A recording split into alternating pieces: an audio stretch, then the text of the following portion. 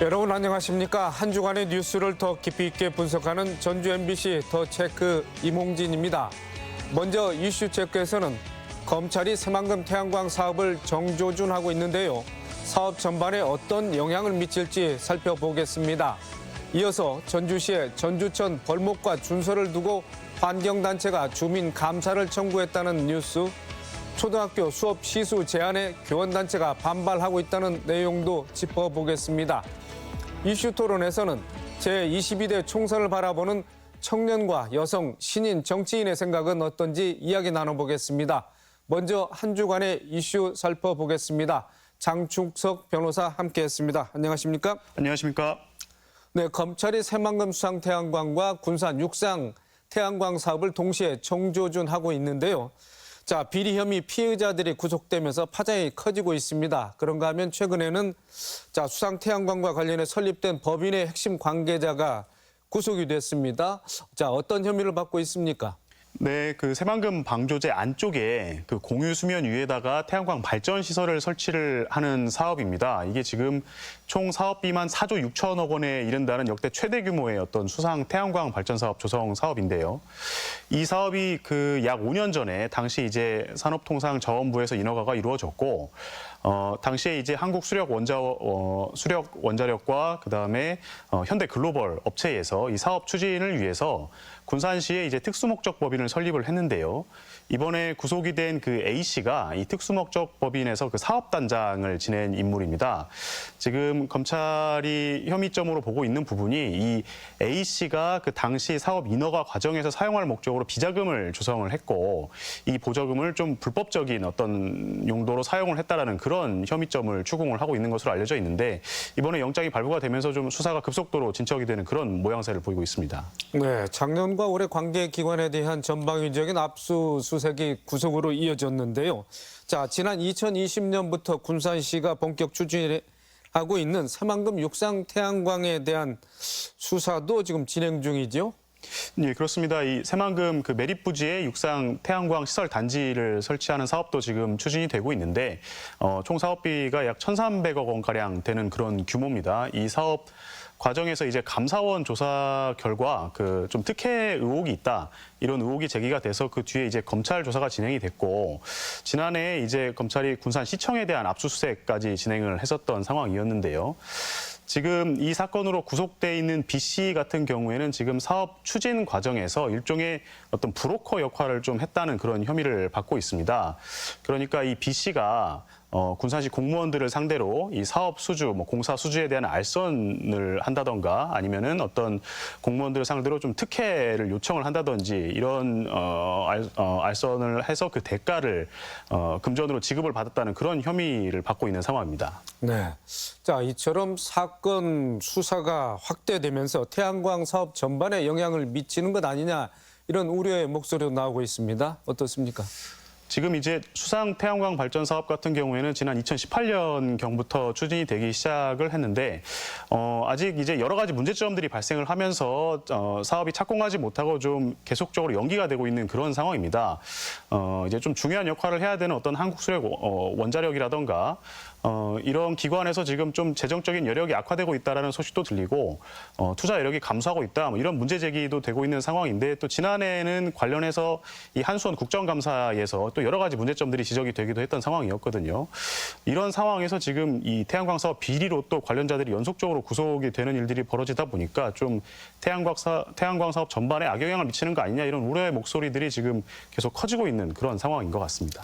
네, 태양광 사업 문재인 정부 때부터 추진되어 온 사업들인데, 자, 결국엔 문재인 정부의 태양광 에너지 정책에 먹구름이 드리워지는 건 아니냐, 이런 예상도 나오고 있는데 어떻습니까? 당시에 이제 그 문재인 정부 때 탈원전 정책을 적극적으로 추진을 했었고요. 그러다 보니까 이 태양광 발전 사업이 그 이전 정권의 에너지 정책에 있어서 좀 핵심적인 부분을 로 꼽혔던 것 같습니다. 그러다 보니까는 이제 그 윤석열 정부가 들어온 뒤에 이 대통령이 그 정부 초기에 어떤 전임 정부의 이런 신재생 에너지 사업 추진 과정에서 비리라든지 이런 부분들을 직접 언급을 하기까지 했던 그런 일들도 있었고 뭐 사법 처리 가능성까지 비추기도 했었는데요. 그 뒤에 어떤 감사원 조사라든가 또 연속적으로 이런 검찰의 적극적인 어떤 수사 그리고 이런 강제 수사로까지 계속 이어지고 있는 이런 상황들을 봤을 때 지금 이 사업이 어떤 전임 정부의 그 정책 집행 과정에서 발생하는 그런 비리를 밝혀내는 이런 수준을 좀 넘어서 어떤 전임 정부의 그 신재생 에너지 정책 결정 그 과정이라든지 그 과정에서 또 의사결정권을 행사한 사람들에 대한 어떤 수사로까지 확대될 수 있다라는 어떤 그런 전망도 나오고 있는 상황입니다. 네, 알겠습니다. 자, 다음 이슈입니다. 최근 전주천 벌목 논란이 뜨겁습니다. 환경단체가 전주 천변의 벌목과 준설이 법과 조례를 위반했다며 주민 감사를 청구했습니다. 자, 어떤 주장입니까? 이게 이제 지난해에도 비슷한 논란이 있었는데요. 그 전주시가 이 전주천 주변에 수목이 무성해서 그 하천 흐름을 막아가지고 좀 수해 위험이 있다 해서 이제 벌목을 했었고 올해에도 이제 전주천과 삼천 인근에서 벌목 작업과 함께 또 준설 작업을 또 대규모로 진행을 했었습니다. 일단 전주시에서는 좀 수해 예방 목적에서 이렇게 뭐 그 유지 관리 차원에서 하는 사업이라고 주장을 하고 있는데 환경단체 입장에서는 이게 지금 생태하천을 좀 심각하게 훼손을 하는 그런 사업일 뿐만 아니라 지금 전주시가 법이라든지 조례를 위반했다라고 주장을 하면서 지금 주민 감사까지 청구를 한 상황인데요. 네, 그렇다면은 자, 원래 규정은 어떻게 돼 있는지 좀 자세하게 좀 말씀을 해 주시지요.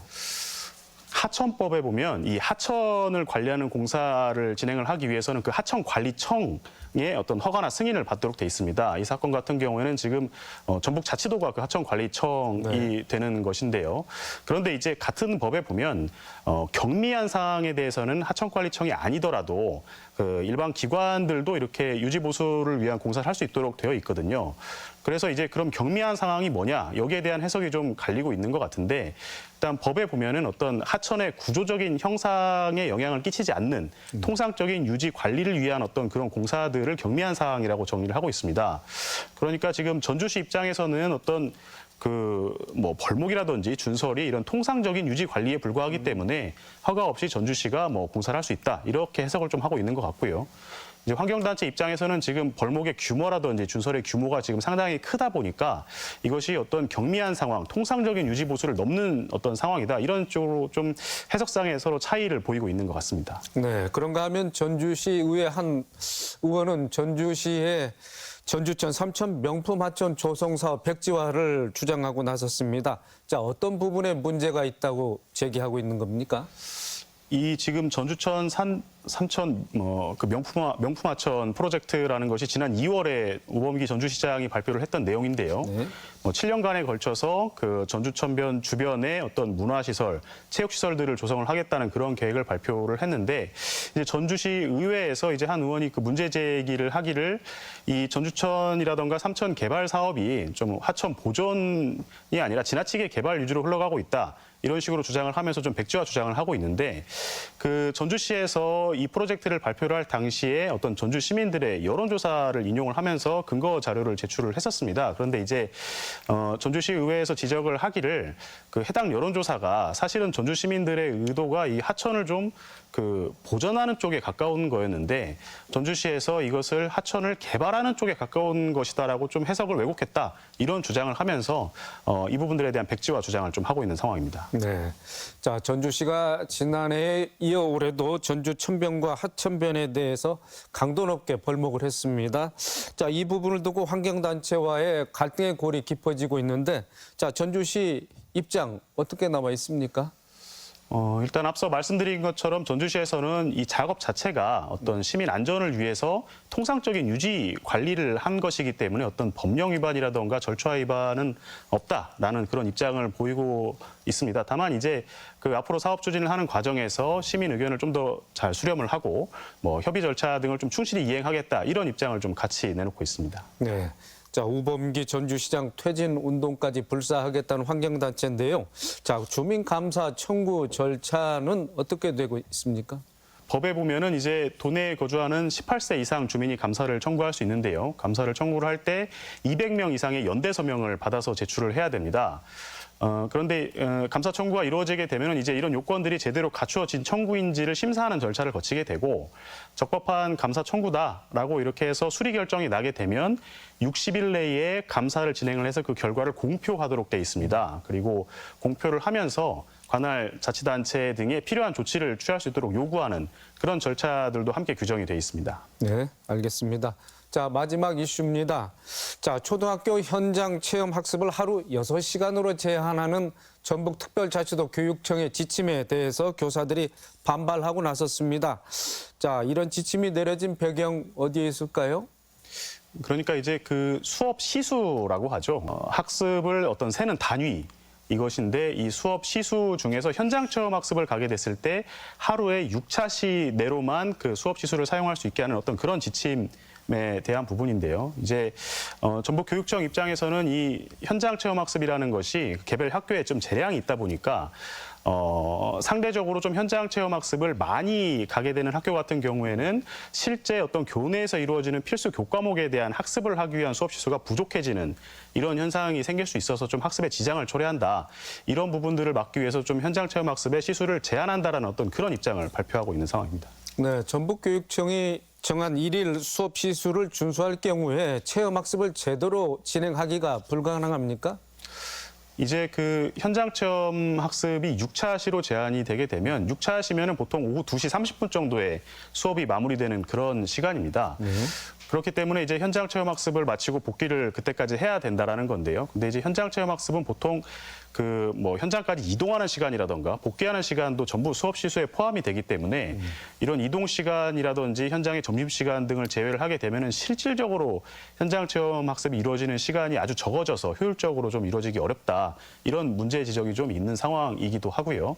그리고 이제 저희가 과거에 수학여행 같이 현장에 가서 이렇게 숙박을 하고 오는 그런 현장 체험 형태들이 있는데 이런 형태 같은 경우에는 실질적으로 이제 교사들이 뭐 하루 종일 관리 감독을 하게 되는 그런 상황인데도 불구하고 6차시만 인정이 되는 것은 좀 현실과 맞지 않는다, 부적절하다 이런 지적들도 지금 함께 나와 있는 그런 상황입니다. 네. 그래서 전북특별자치도 교육청에서는 의견을 수렴하겠다고 했지요. 자, 어떤 입장의 변화가 있습니까? 지금 이런 시수 제한에 대한 규정이 그 전북교육청 말고 지금 다른 시도교육청에는 해당 지침이 없습니다. 그러다 보니까는 좀 전라북도의 특수한 상황이라고 생각이 되는데 지금 뭐 교원단체라든가 교사들이 이런 문제 제기들이 많이 이루어지다 보니까 전북교육청에서 뭐 이런 문제 제기들을 충분히 수렴을 해서 좀 검토를 해가지고 향후에 이제 현장 체험 학습 같은 것들이 보다 이제 교과 뭐 연계적으로 효율적으로 이루어질 수 있도록 다양한 지원 방안들을 강구를 하겠다 이런 입장을 밝히고 있고요. 그리고 그와 동시에 이제 애초에 그 문제 제기가 있었던 어떤 이 현장 체험 학습이 좀 과다해지면서 학습 시수가 부족해질 수 있는 문제에 대해서는 좀 학교 차원에서 좀 적절하게 조절을 해줬으면 좋겠다라는 그런 입장을 좀 함께 밝히고 있습니다. 네. 좀 전에 말씀하신 대로 다양한 지원에 초점을 맞추겠다 하면은 뭐 정책에 어떤 뭐 변화가 있는 겁니까, 그러면? 이제 어떤 구체적인 지원 방안이 발표되거나 한 단계는 아닌 것으로 보이고요. 다만 이제 어떤 교사 교원단체와 소통을 좀 더 강화하겠다라는 그런 의지를 밝힌 것으로 좀 생각이 됩니다. 그리고 지금 이런 문제 제기가 된 어떤 배경 중에 하나가 이 그 교외에서 학교 밖에서 이루어지는 수업에 대한 어떤 교사들의 그 부담감 이런 것들이 지금 상당히 큰 지점이 또 있는 것 같습니다. 작년 같은 경우에 노란 버스 사태라고 불렸었는데 초등학교 현장 체험 학습을 나가는 과정에서 그 어린이 통학용 그 노란색 버스만을 이용해야 된다라는 어떤 그런 정부 지침이 나오면서 현장에서 지금 굉장히 큰 혼란이 벌어지고 또 교사들이 굉장히 큰 어려움을 겪었던 그런 상황도 있었거든요. 그러다 보니까는 이런 교사들의 부담이 크다 보니까 그런 부분들을 좀 보완할 수 있는, 좀 지원할 수 있는 내용에 대한 방안이 좀 담기지 않을까 이런 생각입니다. 네, 알겠습니다. 이번 주 이슈 체크 여기까지 하겠습니다. 장충석 변호사와 함께했습니다. 수고하셨습니다. 감사합니다.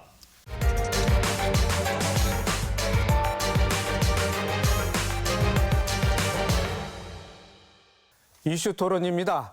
이번 총선의 후보자 면면을 보면 청년과 여성, 신인들의 비율이 그다지 높지 않습니다. 여야 모두 총선에서 청년과 여성, 신인을 우대하겠다고 한 약속이 무색할 정도인데요. 청년과 여성을 위한 공약도 실종됐다는 지적이 나오고 있습니다. 이 시간 청년과 여성, 신인, 정치인이 바라보는 제22대 총선은 어떤지, 기성 정치인들에 대한 평가는 어떤지 이야기 나눠보는 시간 갖겠습니다. 오늘 토론에 참여할 네 분 모셨습니다. 선한이 전북특별자치도의회 의원, 임형택 라이크 익산포럼 대표, 최한별 진보당 전북도당 청년위원장, 이성현 전북특별자치도 선거관리위원회 주무관입니다. 어서 오십시오. 자, 제22대 총선이 사흘 앞으로 다가왔습니다. 이성현 주무관님, 이번에 후보자 등록 현황 어떻게 돼 있습니까? 네, 이번 제22대 국회의원 선거는 10개 지역구에서 33명이 등록하여 3.3대 1의 경쟁률을 보이고 있습니다. 성별로 살펴보면 남성이 31명, 여성이 2명 등록했고요. 연령으로 살펴보면 30대 이하가 1명, 50대가 12명, 60대가 14명, 70대 이상이 6명입니다. 네. 자, 선한이 의원님, 자, 이 시간 청년과 여성이 바라보는 총선에 대해서 이야기를 쭉 할 텐데, 자, 후보 등록 결과를 보면 늘 지적돼 왔던 것처럼 후보자들 5, 60대 남성들이 주류를 이루고 있습니다. 자, 이번 총선에서 청년과 여성의 몫은 또 상대적으로 좀 줄어들었지요? 네, 맞습니다. 사실 21대 총선하고 비교를 해보면요. 후보자가 1,100명이었던 그때와 다르게 22대 현 후보자는 696명입니다. 그러니까 현재 400명 정도가 후보 자체가 좀 줄어들었고요. 여기서 조금 더 저희가 고민되는 지점은 그때는 20대가 15명 정도 출마를 했는데 이번에는 20대가 4명밖에 안 됩니다. 전남의 진보당, 경남의 민주당, 전북의 새로운 미래, 서울의 녹색정의당 이렇게 전반적인 696명의 후보 중에 20대가 단 4명 출마를 한 걸 보면 사실 청년과 여성의 몫이라고 보기에는 이번 선거 자체가 여러모로 정당이 많이 나뉘고 또 비례정당이 이렇게 좀 생기고 하는 여러 과정 안에서 청년과 여성이 그 몫을 찾기가 굉장히 힘든 구조였다는 점을 좀 말씀드릴 수 있고요. 계속 반복되는 이야기이긴 하지만 계속 매번 반복되지만 바뀌지 않는 현실인데 구조적인 제도의 문제도 있습니다. 여전히 기탁금이 낮춰졌다고는 하지만 기존에 1,500만 원을 내는 거를 지금은 39세 이하는 1,050만 원을 내고 있습니다. 네. 후보를 등록하려면요. 그런데 사실 30대에서 20대에서 이런 목돈을 마련해서 내고 경선까지 치르는 건 굉장히 어려운 문제잖아요. 그런 경제적인 문제들이 있기 때문에 아무래도 도전하기가 어려운 구조고요. 또 청년 출마자들의 고민도 있다고 봅니다. 이제 이전에는 이제 청년이나 여성이나 각 정당의 위원회에서 이 몫에 대해서 충분하게 얘기하고 권리를 찾으려고 했다면 사실 지금 이번 총선 과정에서는 너무 이제 정당 간의 대립도 심해졌고 비례정당도 각자의 목소리를 내기 바쁘니 청년과 여성이 주도적으로 목소리를 내고 후보자의 역할을 찾기가 어려운 구조였습니다.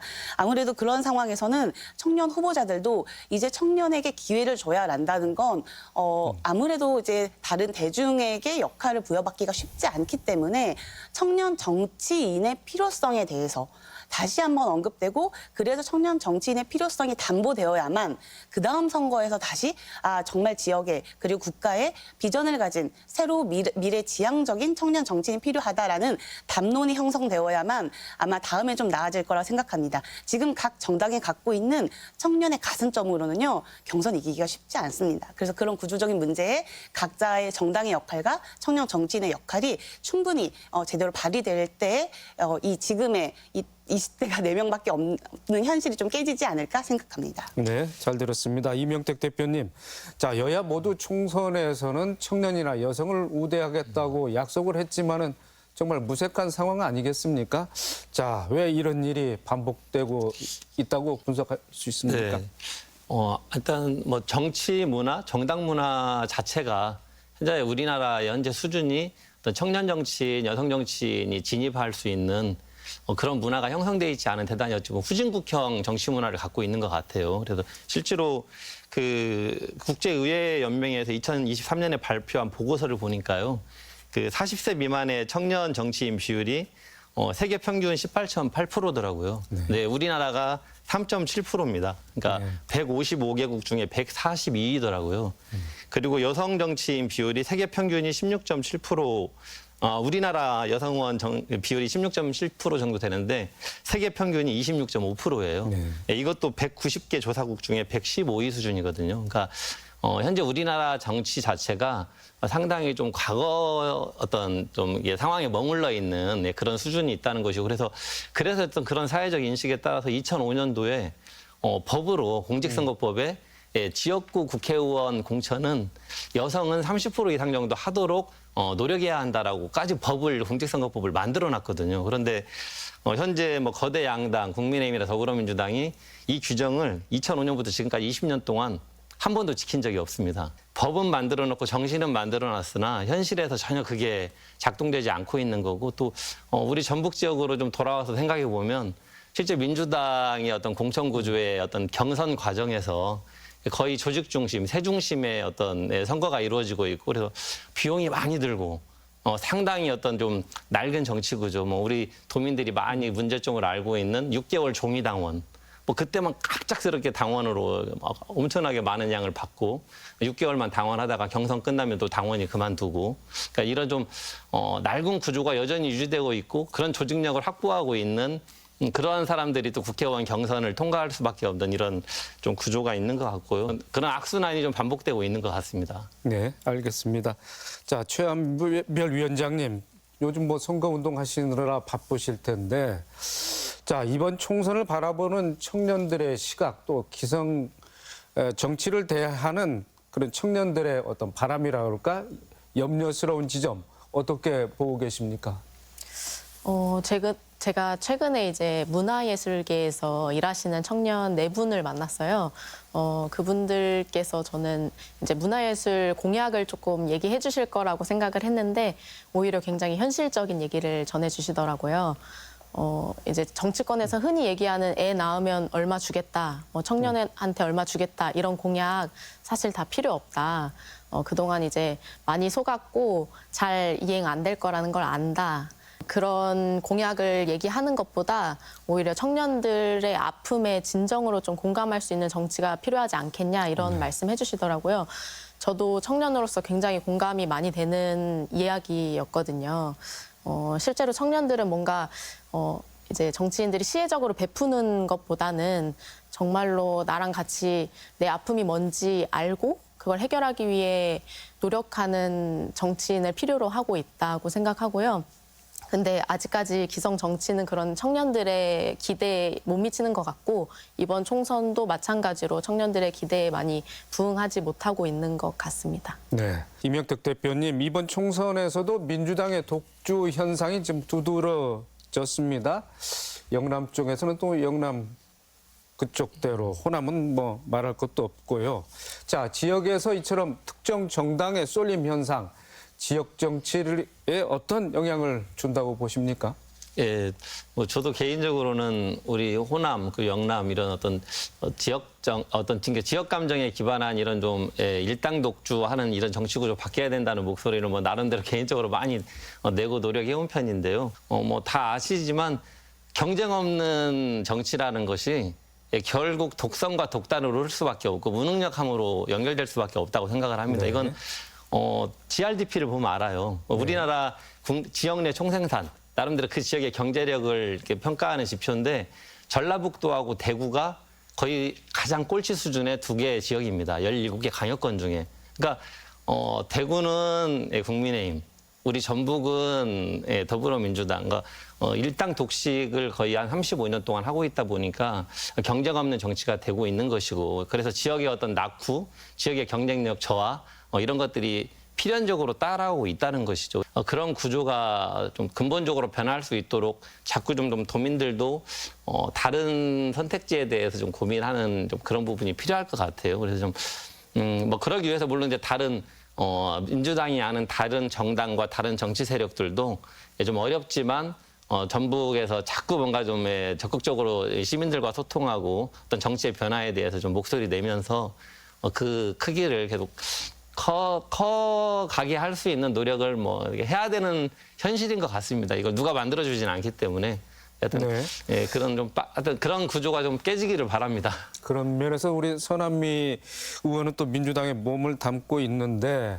자, 이런 우리 임 대표의 발언에 대해서 어떻게 사실 말씀하실 수 있습니까? 2016년에도 민주당은 국민의당과 이제 경쟁이 있었고요. 2020년에는 민생당. 이제 아마 뭐 같은 정당 아니냐 이렇게 생각하시면 실제 선거는 그렇게 같은 정당으로 치러지지 않는 겁니다.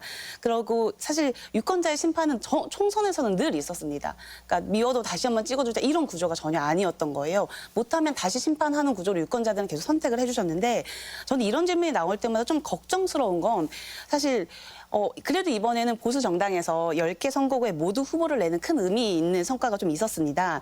그러나 민주당이 다수 당선되는 결과를 지금 말씀하시는 건 사실 이게 유권자의 선택인데 일당 독재 체제에 대한 문제점을 충분히 지적을 해주셨지만 영남에서는 전체 진영에서 소위 진보 진영이나 출마자들이 재선도 되고 기반도 다지고 10년, 20년 꾸준히 출마를 계속 이어오는 후보들이 많습니다. 이건 민주당이 지역 감정을 타파하기 위한 우리 정치적 정신의 계승이라는 큰 가치가 있기 때문인데도 마찬가지인데요. 왜 호남에서는 특히 전북에서는 더 안 보일까요? 그러니까 아까 또 잠깐 언급이 되었지만 다른 정당들이 지역을 기반으로 이전부터 활동을 해 오셔야 되는데 선거 때만 후보를 내는 구조면 당연히 선택받기가 어렵죠. 그러니까 이게 열세 지역이기 때문에 더 많은 공을 들이고 더 많은 유권자들을 만나고 민심 획득하는 과정들이 있어야 되는데 그런 노력은 하지 않고 계속 전북이 일당 독재 체제니까 문제야라고 한다면 민주당 입장에서는 억울할 수밖에 없습니다. 저는 이제 이런 상황에서는 영남에서 민주당 후보들이 정말 2번, 3번 그 이상 그 인생을 바쳐서 노력하고 그 지역감을 깨기 위한 노력처럼 다른 정당들도 전북에서 호남에서 그 역할을 충분히 해주셔야 지역감정도 깨지고 덮어두고 어느 한 정당을 찍어주고 이러한 것들도 많이 무너질 거라고 생각합니다. 네, 알겠습니다. 자, 이명택 대표님, 지난 2022년 대선 때는 자, 청년이 많이 언급되고 또 소비되고 또 그 표심 향방에 대해서도 관심이 있었는데 자, 이번 총선에서는 청년 이슈라든지 그 역할론이 좀 미약한 것 같습니다. 자, 어떻게 보고 계십니까? 예, 아마 그 국민들 도민들 다 느끼시겠지만 역대 총선 중에서 아마 이번 22대 총선이 가장 그 진영 간의 대결이 가장 지금 극심하게 나타나고 있는 것 같아요. 그래서 윤석열 대통령 심판이냐, 이재명 대표 심판이냐, 이런 거의 정권 심판이냐, 아니면 하여튼 민주당에 대한 견제냐, 여러 가지 하여튼 그 이 양 진영 간의 극심한 대결이 아주 크게 달하면서 공천도 거의 이재명 사당화 아니냐라는 말이 나올 정도의 비판도 있고 또 윤심을 얻지 못하면 공천받지 못한다고 하는 어떤 여느 때보다도 어떤 정책이 완전히 실종돼 버린 지금 현재 선거 상황인 것 같고요. 그래서 정책 같은 것들이 강화됐을 때 청년 정책, 여성 정책 이런 것에 대한 것도 좀 많이 떠오르게 되는데 그러지 못한 면이 있는 것 같고 또 현실적으로 이런 것도 같습니다. 역대 유권자 그 비율을 보니까요. 60대 이상의 그 유권자 수가 60대 이하의 유권자 수보다 더 많았던 최초의 선거더라고요. 이번에 60대 이상의 그 인구의 비율이 31.9%고 그 이하가 30.6%입니다. 이전에는 60대 이하 유권자가 항상 많았거든요. 그런 부분이 있다 보니까 실질적으로 투표를 더 많이 할 어떤 계층에게 쏠림이 있을 수밖에 없고 그건 실제로 반증되는 게 역대 그 투표율 21대 총선 때 보면 20대 투표율이 58.7%, 30대 투표율이 57.1%예요. 그런데 60대 투표율이 지금 80%거든요. 그러다 보니까 청년 그리고 어떤 소수계층에 대한 어떤 배려, 관련 정책 이런 목소리들은 거의 없어져 버린 좀 그런 선거에서 더더욱 안타깝습니다. 네. 자, 선한희 의원님, 자, 이번 총선 후보자들의 공약을 보면은 청년이나 여성에 대한 차별하던 내용이 눈에 안 띄지 않습니까? 네. 자, 어떤 정책이나 공약들이 좀 담겨져야 되는지 좀 현재 지금 의원 활동을 하고 계시는 네. 당사자로서 한번 좀 말씀을 해 주시죠. 그러니까 사실 지금까지 뭐 대선과 지선 이전 총선에서는 공약의 큰 틀로 봤을 때는 여성 공약이 이전에는 성평등이라는 큰 기조 아래 뭐 노동, 돌봄, 교육, 안전 이렇게 좀 세분화돼서 공약이 되었는데요. 이번에는 대부분 후보나 정당들이 다 이걸 전체적으로 저출생 문제 안에 여성 정책으로 다뤄진 거예요. 그러니까 여성이 아니라 저출생, 돌봄 문제로 여성 공약을 담다 보니 아무래도 이제 이전에는 임금 개선이나 사회적 불평등 문제들 이런 구조적 문제가 언급돼야 되는데 전혀 언급되지 않고 돌봄 문제로 귀결되다 보니 아빠 육아 휴직 문제나 신혼부부의 주거 지원, 교육 지원 정책 굉장히 이렇게 발표되는 구조거든요. 그러면 1인 가구에 대한 문제가 다뤄지지 않고 아이 돌봄뿐만 아니라 이제 부모를 부양해야 되는 영케어 문제들 그리고 기술의 발달도 계속 범죄가 악마화되는 사이버 성범죄에 있어서 안전할 권리 이런 부분들이 사실 빠져 있는 거죠. 그러니까 여성 관련 공약에서 전반적으로 다뤄져야 하는 내용들의 큰 틀이 사라지고 사실 어느 사회적으로 저출생 고령화의 문제가 너무 위로 가버린 거예요. 그리고 청년 정책 같은 경우는 새로운 공약이 아니라 이전의 공약들이나 이전의 정책에서 지원 대상이나 범위를 확대한 겁니다. 그러니까 이전보다 청년에 대한 논의가 훨씬 줄어든 부분에서 청년 공약이 거의 배제된 것 같다는 게 저의 입장이고요. 복지나 안전, 교육, 건강, 주거, 일자리, 문화, 권리 등 다양한 분야에서 원래 청년 공약들이 다뤄졌었거든요. 그래서 청년 공약은 지자체에서도 과가 생기지만 전체의 부서가 논의해야 돼야 청년의 삶이 나아진다고 계속 얘기가 됐었는데 지금 공약 같은 경우는 그런 부분들이 전혀 다뤄지지 않아서 아쉽지만 여기에 또 한편으로 보면 지금 사회의 가장 큰 문제는 사실 세대의 문제가 아니라 민생 문제로 귀결되어 있습니다. 이제 가장 큰 사회적 문제가 민생이고 그러다 보니 민심을 가장 크게 반영한 공약들이 나올 수밖에 없고요. 그래서 지금 고금리 문제, 소상공인이나 중소기업 기업 그리고 물가 안정 등이 핵심 공약으로 떠오르면서 기존에 제출했던 것보다 새로운 추가 공약들이 나오는 것들이 다 민생 공약으로 지금 귀결되고 있습니다. 네, 주한별 위원장님. 그런데 청년들이 가장 심각하게 느끼고 있는 분야가 취업, 일자리 관련된 내용 아니겠습니까? 자, 이번 후보들의 공약에서 어디 좀 눈에 띄는 게 발견됩니까? 어떻습니까? 이번 총선에서 그렇게 청년들을 위한 공약들이 많이 눈에 띄지는 않는 것 같습니다. 좀 답답한 부분이 뭐냐면 이렇게 언론에서 불러주시거나 아니면 선거가 다가와서 공약을 살펴보거나 하면 청년들이 왜 이렇게 전북을 떠나가냐, 지역을 떠나가냐, 그거 청년들이 가장 어려워하는 문제는 뭐냐 이렇게 질문을 주시곤 하는데 항상 답변은 똑같은 것 같아요. 뭐 일자리 문제 이런 것들이 가장 심각하다고 청년들도 느끼고 있거든요. 그런데 이 일자리 문제뿐만 아니라 지역에서 사는 청년들은 뭐 주거 문제, 교육, 문화 어느 것 하나 이 지역에서 살고 싶은 이유가 없는 거예요. 저도 여기 전주에 온 지 한 10년 이상이 됐는데 여기서 만난 사람들이 너무 좋고 앞으로도 전주에서 살아가고 싶지만 이런 여기 지역에서 정책을 만들고 결정하는 사람들이 정말로 이 청년들이 떠나지 않길 원하냐 이런 거에는 항상 의구심이 드는 것 같아요. 실제로 작년에도 이제 전주에 사는 청소년들이 다른 충청남도나 화성시처럼 무상교통 도입해달라 이렇게 요구를 했었거든요. 그런 청소년 이동권이랄지 아니면 도시의 지속 가능성 측면에서 봤을 때도 충분히 필요한 공약 정책임에도 불구하고 그런 것을 정책 결정자분들이 굳이 예산을 많이 들여서 그걸 할 필요 있겠냐 이런 입장들이 대부분이어서 그런 공약들을 실현하는 것이 정말 어려웠었고 그런 작은 청소년들의 요구조차 외면하는 그런 결정자 분들께서 정말로 청년들이 이곳에 남길 원하시는지 저는 되묻고 싶은 그런 심정인 것 같습니다. 네, 알겠습니다. 자, 선한 의원님, 젊은 세대들은 여론조사라든지 뭐 자료를 보면 뭐 중도층이라든지 무당층이 많은 게 사실 아니겠습니까? 네. 자, 도식화하기는 좀 그런데 이번 총선 청년들의 표심 그렇다면 어디로 향하고 있을까요? 저도 맞추고 싶습니다. 사실 2022년도에도 부동층이 굉장히 많았는데요. 선거 막판에 이제 투표 직전에 각 양당으로 이제 확 표심이 몰렸습니다. 그럼 선명하게 그때 표심이 이제 몰리는 게 보였는데요. 현재는 다시 윤 정부의 2년 동안 2030 무당층이 다시 크게 늘어났습니다. 사실 지금 상황으로 보면 윤석열 정부 심판으로 좀 가닥이 잡힌 거 아니냐라고 분석할 수가 있는데요. 그래도 또 다른 조사에서는 보면 여전히 20대 무당층이 30%를 유지하면서 좀 유지를 하고 있기 때문에 여론조사마다 추이 변동이 좀 심해서 이게 몰리고 있다, 어디를 선택하고 있다라고 좀 추정하기는 어려운데 결국에는 막말과 혐오 정치의 염증을 가장 크게 느끼는 세대 그리고 공정에 대해 공정을 가장 높게 여기는 세대이기 때문에 막판까지 리스크 관리를 어디가 잘하냐 사실 그런 정당의 표가 좀 몰릴 것 같고요. 또 아쉬운 건 양 정당이 이제 급하게 포퓰리즘 정책으로 좀 청년 공약을 내놓기도 했습니다. 근데 결과적으로 무당층을 흔들 만한 공약은 못 됐고 지금 2030의 표심이 어디로 가냐 한다면 이번 선거에서 이렇게 좀 너무 거대 정당의 정치적으로만 몰리는 선거 안에서 내 표가 어디로 가야 나의 권리나 여러 가지가 좀 담보될 수 있을지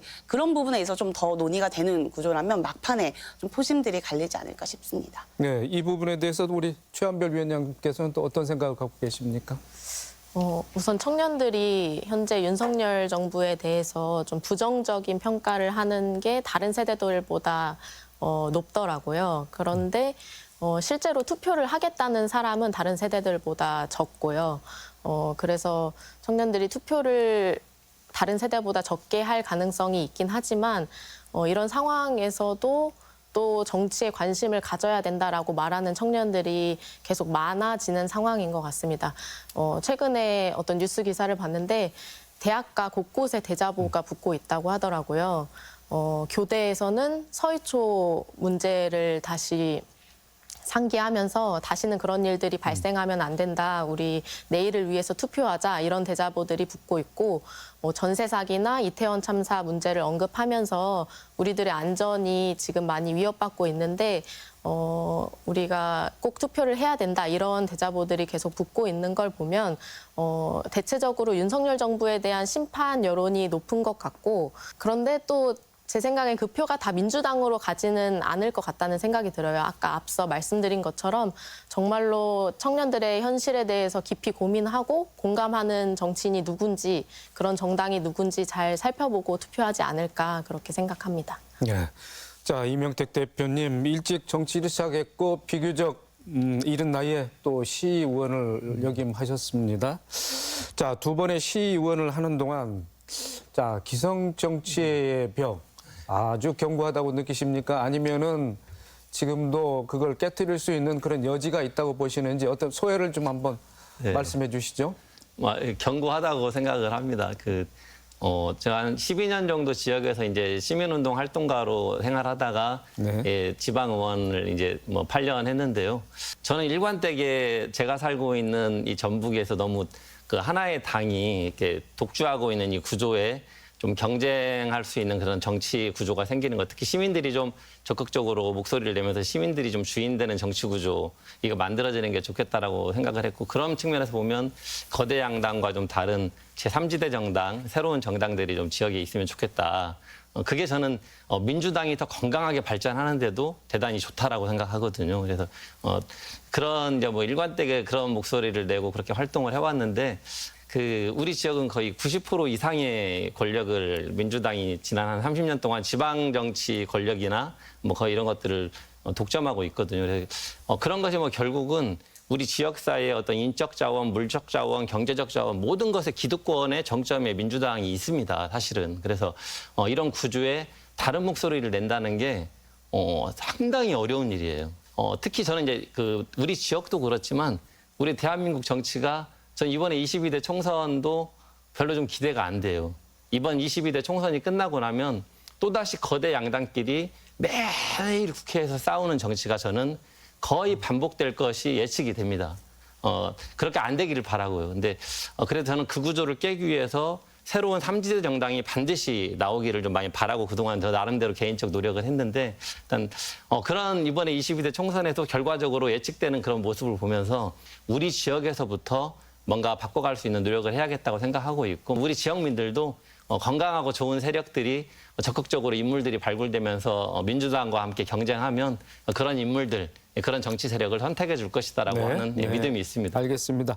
이성현 주무관님, 이번 선거 자 달라진 점은 무엇이고 또 개표 방식도 좀 달라졌죠? 네, 달라졌습니다. 소개를 좀 해주시죠. 네, 이번 제22대 국회의원 선거는 모든 국민이 믿고 투표할 수 있도록 사전투표와 개표 부분에서 몇 가지 개선 사항이 있는데요. 사전투표는 하신 분들은 보셨겠지만 그 사전투표지에 있던 QR코드가 1차원 바코드로 변경됐습니다.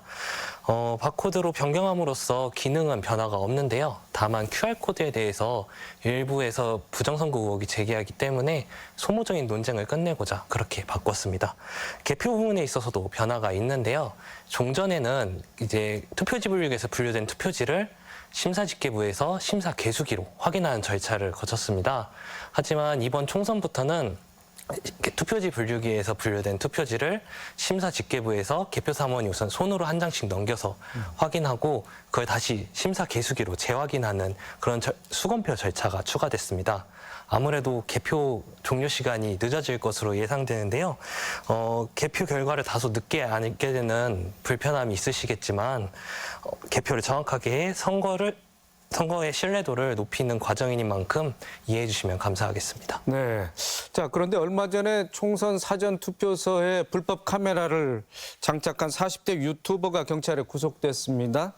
자, 관리 책임이 누구에게 있는지 논란이 되기도 했는데, 자, 선관위도 공정한 선거 관리를 위해서 나름대로 노력을 하고 있고, 다양한 조치를 하고 있는 걸로 알고 있습니다. 어떤 것들이 있는지 좀 말씀을 해 주시죠. 네, 말씀하셨던 대로 최근 유튜버가 사전투표소 예정 장소에 불법 카메라를 설치해 물의를 일으켰는데요.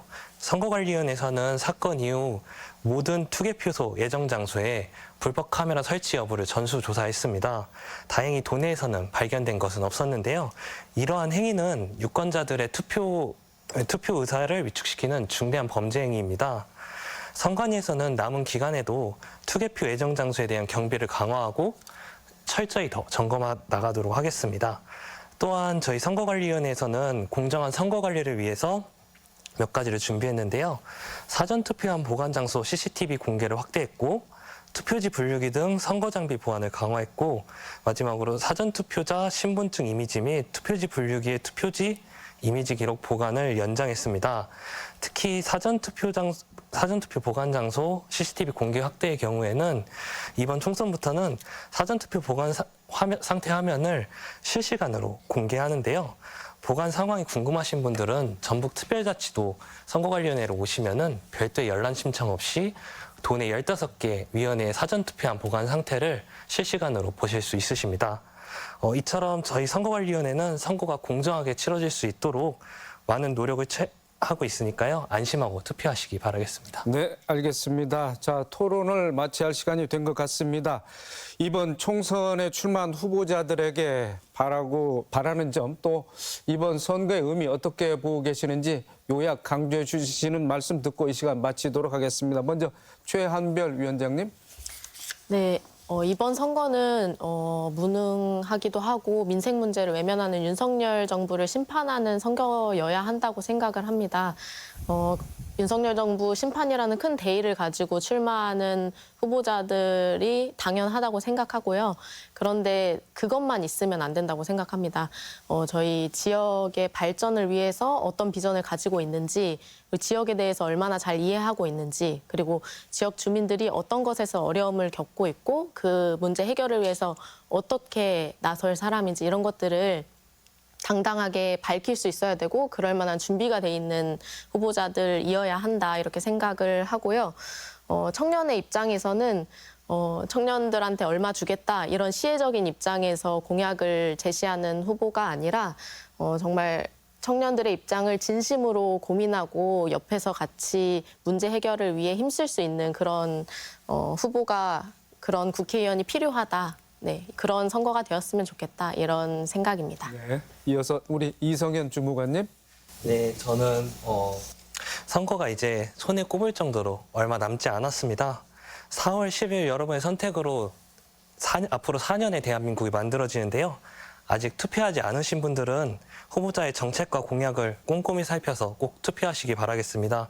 저희 선거관리위원회는 유권자분들이 투표에 불편함이 없도록 그리고 유권자의 의사가 정확히 반영되도록 한 표 한 표 소중히 관리하겠습니다. 네.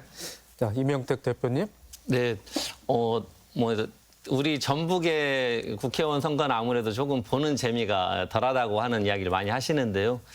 그래도 저도 얼마 전에 집에 도착한 공보를 나름 꼼꼼히 챙겨봤거든요. 그래서 그래도 4년을 책임지겠다고 하는 후보들이 나름대로 열심히 정책 공약을 준비하고 그 안에 나름의 그 후보의 철학을 느낄 수 있는 부분이 있다고 생각합니다. 그래서 좀 재미없는 선거다라고 좀 이게 무관심하기보다는 집에 도착한 공보 같은 것들 좀 더 꼼꼼히 챙겨보시고 소중한 권리 꼭 행사하시면 좋겠고요. 특히 저는 개인적으로 앞으로 전북에게 가장 중요한 문제는 지역 소멸이라고 생각합니다. 예, 전국에서 가장 빨리 소멸하고 있는 도시거든요. 그래서 좀 그런 대책을 조금이라도 좀 잘 내놓고 있는 후보들에게 여러분들의 좀 더 많은 관심도 주시면 좋겠다 생각해 봅니다. 네. 자, 마지막으로 선한이 의원님. 네, 아마 지역 전북에서 당선되신 이제 당선자 분들이 많이 생긴다면 이제 전북 특별자치도가 된 만큼 사실 이 전북 도민에겐 더 특별함이 있는 좀 일들이 있었으면 좋겠습니다. 사실 이것만큼 또 상실감이나 허무함으로 된다면 전북의 자존심이나 자부심이 더 많이 상할 것 같아서 그런 정책들을 많이 챙겨주셨으면 좋겠고요. 이번 선거만큼은 사실 여러 정당들이 비례대표를 냈습니다. 그 비례대표 분들 중에 아마 지역에 전북에 연고가 있으신 분들도 있는데 필요할 때마다 지역을 찾아오는 거 말고 평소에도 저희 전라북도의 출신 의원과 여러 비례 정당의 의원들이 합해서 좀 특별자치도도 더 힘있게 만들어가고 지역의 현안도 같이 풀어나가는 그런 좀 공론의 장, 연대의 힘이 좀 있었으면 좋겠고요. 마지막으로는 전북 정치에 이번 총선만큼 3040 후보가 한 명도 없다는 건 사실 민주당에도 빨간 적신호가 켜졌다고 저는 생각합니다. 그래서 이번을 계기로 더 좋은 정치를 위해서 민주당 그리고 전북 정치가 큰 담론을 좀 형성하는 계기가 되길 바랍니다. 네, 알겠습니다. 오늘 네 분 대단히 수고 많으셨습니다. 네, 감사합니다. 총선을 앞두고 여야 정당과 후보들이 공약을 쏟아내고 있지만 청년들의 공감을 얻기에는 역부족입니다. 청년들 무엇보다 일자리에 매달리고 있는데 후보들의 공약에서는 차별화된 전략을 찾아보기 어렵다는 지적입니다. 정치의 진화는 미래 세대에 달려있는 만큼 청년과 여성, 신인의 정치적 참여를 유도하는 정책들이 시급하고요. 청년들 역시 소중한 권리를 행사하려는 노력이 필요해 보입니다. 더 체크 오늘 순서 여기서 마칩니다. 시청해주신 여러분 고맙습니다.